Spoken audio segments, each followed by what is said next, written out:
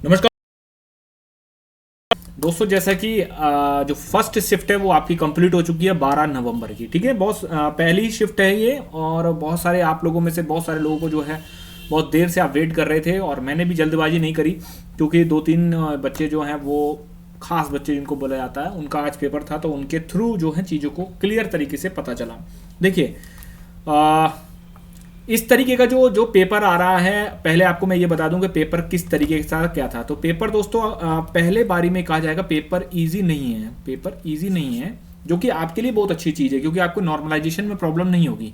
Paper को हम हमेशा मॉडरेट और टफ की बीच की कैटेगरी में हम रखेंगे। ठीक है, देखिए टीचर के लिए बहुत आसान होता है कहना कि पेपर बहुत ईजी आ रहा है, जो कि कुछ लोग हल्ला करके और डांस करके कर रहे हैं, लेकिन पेपर हमेशा मॉडरेट और टफ आता है। ठीक है, ये होती है बच्चे की नज़र, जो जो एक बच्चा होता है उसकी नज़र से क्या होता है ये, और वास्तविक नज़र भी यही है कि भाई बच्चे को टफ लग रहा है, बच्चे को मॉडरेट लग रहा है, तो ठीक है, आज का ये शिफ्ट का पेपर आपका मॉडरेट बोला जाएगा।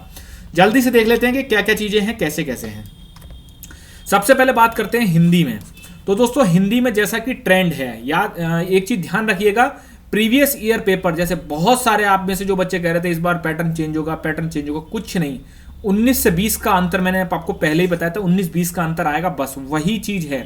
प्रीवियस पैटर्न है क्योंकि कंपनी सेम है, प्रीवियस पैटर्न के अनुसार ही सारी चीज़ें फॉलो हो रही हैं। ठीक है, हिंदी साहित्य जो है वो आप क्योंकि क्वेश्चन में ऐसे नहीं बता सकता, क्योंकि क्वेश्चन में भैया कुछ ना कुछ ऊपर नीचे हो सकता है। ठीक, क्वेश्चन तो ये है कि जब आपका 2-3 दिन पेपर निकल जाएंगे, उसके बाद जैसे जैसे क्वेश्चन आने लग जाएंगे उस तरीके से हम बता देंगे। हिंदी आपकी नॉर्मल तरीके से आ रही है, हिंदी में उतना टफ नहीं है हिंदी, लेकिन हिंदी को आप इजी मोड में नहीं ले जा सकते, हिंदी को भी आप मॉडरेट मोड में, मॉडरेट टू इजी, हिंदी आपकी मॉडरेट टू इजी रहेगी। हिंदी में आपके साहित्य और रचनाएं से 4 to 5 क्वेश्चन आ रहे हैं, क्योंकि सबसे ज्यादा सारे लोगों ने सब कुछ पढ़ चुके होते हैं, लेकिन 4 to 5 क्वेश्चन साहित्य में आपके साहित्य और रचनाएं, हिंदी साहित्य का विकास और रचनाएं, इनसे इतने आ रहे हैं। दूसरा जो पॉइंट आता है कि अलंकार, अलंकार से आपका एक क्वेश्चन अलंकार से है और रस से एक क्वेश्चन है, लेकिन ये जो रस वाला क्वेश्चन है ये सिंपल ऐसा नहीं है कि सोरठा में कितनी मात्राएं होती है कि फलाना ये ना, इसमें इन्होंने क्या करा है कि एक बकायदा एक आपका दोहा दे दिया या फिर एक कुछ आपकी पंक्तियां दे दी, उसमें या तो वो मात्राएं गिनवा लेंगे आपसे या फिर ये बोल देंगे भाई ये क्या है, ये चौपाई है, ये दोहा है, क्या है ये, तो आपको वहां पर जो है थोड़ा सा सोचना पड़ सकता है।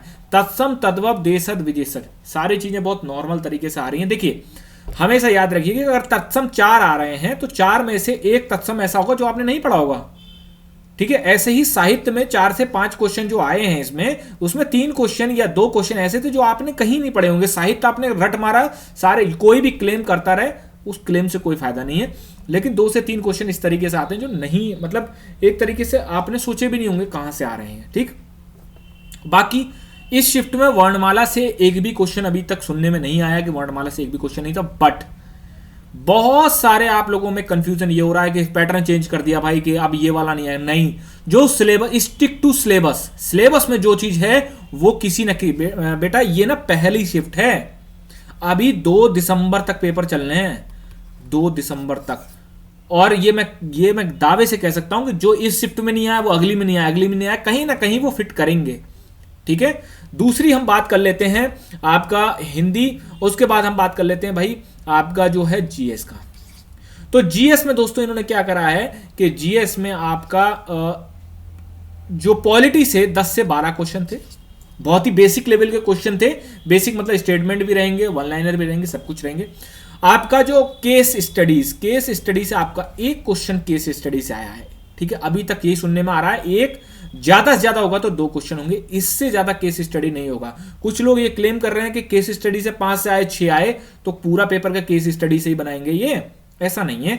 जैसा मैंने आपसे कहा था पहले भी, साइंस से एक क्वेश्चन रहेगा, उसमें भी बायोलॉजी से आपका एक, इस शिफ्ट में बायोलॉजी से हो सकता है, केमिस्ट्री फिजिक्स से भी आ जाए। ठीक है, कंप्यूटर से आपके 2 क्वेश्चन रहेंगे। ठीक, हिस्ट्री से आपका 1 क्वेश्चन रहेगा, ज्योग्राफी से आपके 2 क्वेश्चन रहेंगे, कुल मिला के यही है सब कुछ। करंट से आपके 4 क्वेश्चन रहे हैं। ठीक है, मैंने क्या बोला था, करंट से 3 से लेके 5 तक का आपका वेटेज करंट में रहेगा। ठीक है, तो जीएस का भैया ये था पूरा पूरा जीएस में कोई आपका, हाँ जीएस में एक चीज और है कि भाई आपकी जो मूल विधि, तो दोस्तों इस वाले पेपर में मूल विधि का वेटेज बहुत ही ज़्यादा कम था। ठीक है, अभी तक मेरे सुनने में नहीं आया कि मूल विधि में पूरा जैसे पिछली बार का हंगामा काटा था, कुछ कुछ लोगों ने तो अपनी दुकानें खड़ी कर ली मूल विधि के बेस पे, वैसा मूल विधि का सीन नहीं अभी तक सुनने में आया है। और याद रखिएगा पेपर सेट करने वाला जो है सेम कंपनी है, पिछली बार की भी इस बार की भी। तो पिछली बार जो उन्होंने गलतियां दोहराई हैं, इस बार का एग्जाम और भी बड़ा है, पहले 6.5 लाख बच्चे थे, इस बार 13 लाख बच्चे हैं। तो वो ऐसी कोई भी गलती नहीं करेगा, ऐसा कोई फालतू के सवाल नहीं देंगे। क्वेश्चनों में देखा जाएगा कि गलती कम से कम हो, क्योंकि जब गलती होती है तो क्वेश्चन को हटाना पड़ता है, फिर वही आपका जो है पर क्वेश्चन का वेटेज बढ़ाना पड़ता है, नॉर्मलाइजेशन की दिक्कत वो कंपनी को ही दिक्कत होती है। तो इसीलिए कोशिश पूरी करी जा रही है कि क्वेश्चन गलत ना हो आपके। ठीक है, तो मूल विधि में जो एक हवा बना रखा था, मूल विधि का हवा नहीं है। अब बात करते हैं सबसे ज्यादा, जो मैंने कल की वीडियो उठा के देखिए, रीजनिंग प्लस मैथ, ये आपका टाइम कंज्यूमिंग, इसमें टाइम लग रहा है। मैंने क्या बोला था आपसे कि पूरी कोशिश करिएगा कि मैथ हिंदी और जीएस को आप 35 मिनट्स में एट एनी कॉस्ट आपको करना पड़ेगा। उसके बाद रीजनिंग और मैथ्स आपको निकालनी पड़ेगी। रीजनिंग और मैथ टाइम कंज्यूमिंग है। इस वाले पेपर में आपका मशीन इनपुट नहीं आया, परम्यूटेशन कॉम्बिनेशन नहीं आया, लेकिन ये नहीं कह सकते कि आगे नहीं आएगा। ठीक है, क्योंकि भैया 2 दिसंबर तक पेपर चलने हैं, लगभग 50-55 शिफ्ट हैं अभी। ठीक, जरूरी नहीं है कि परम्यूटेशन कॉम्बिनेशन, क्योंकि परम्यूटेशन कॉम्बिनेशन सिलेबस का पार्ट है, तो सिलेबस में जो है वो किसी भी सरप्राइज के रूप में कभी भी आ सकता है। तो एक शिफ्ट को देख के अपनी शिफ्ट का एनालिसिस मत करिए कि यही आने वाला है। बहुत सारी चीजें सरप्राइजिंग होंगी। शाम तक 3 शिफ्ट, तीसरी शिफ्ट होंगी। आज के दिन 3 शिफ्टें हैं। 3 शिफ्ट के बाद ही आपको पता चलेगा कि वास्तविक स्थिति क्या है। ये लाइव वाला जो चोचलेबाजी होती है बिल्कुल भी नहीं होती है, क्योंकि बहुत सारे ऐसे लड़के होते हैं जो अपने रिश्तेदारों के साथ आए होते हैं और उनके मुंह में माइक ठूंस के बोल दिया जाता है हाँ भैया क्या आया। वो चीज ठीक नहीं है। शाम तक का वेट करिए, प्रॉपर एनालिसिस करिए कि वास्तव में आज आया क्या। ठीक है, अब कोई कुछ बोल रहा है सर केशवानंद भारती आया था, कोई कुछ बोल रहा है कि सर हाँ वो पुट्टा स्वामी आया था, कोई कुछ। अरे ऐसे तो भाई 10 क्वेश्चन तो यही बन गए आपके केसेस से, तो फिर 30 क्वेश्चनों में बाकी की जीएस रखी थी क्या? मतलब केस स्टडी इतनी ज्यादा इंपॉर्टेंट हो गई। ठीक है, मैथ्स आपकी टाइम कंज्यूमिंग है, थोड़ा कैलकुलेटिव है, लेकिन मैथ्स का एक प्रॉपर पैटर्न वही है। आपके एडवांस से 1 से 2 क्वेश्चन एडवांस से आया है। मैंने पहले भी कहा था एडवांस में ज्यादा मेहनत करने की जरूरत नहीं है, या छोड़ भी सकते हो।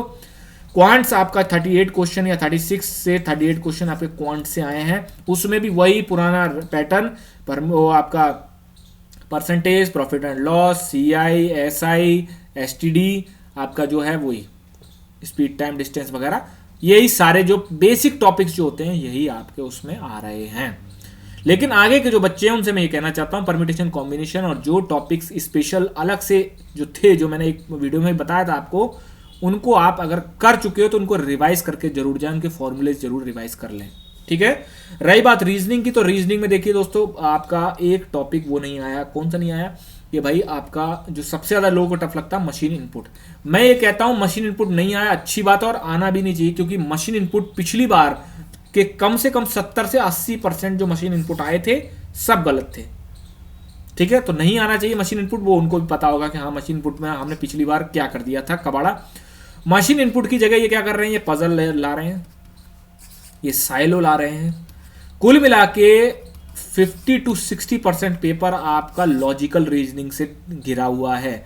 कल की वीडियो में मैंने आपसे बोला था कि क्या करिए, कथन निष्कर्ष, कथन पूर्वानुमान करके जाइए, 5 से 7 क्वेश्चन आएंगे, वो भी आए, 5 से 7 क्वेश्चन तक आए हैं उसमें। ठीक है, और आपका जो है जो मैथ्स वाला जो पोर्शन है उसमें 35 क्वेश्चन तक ही आ रहे हैं मैथ्स के, 35 to 36।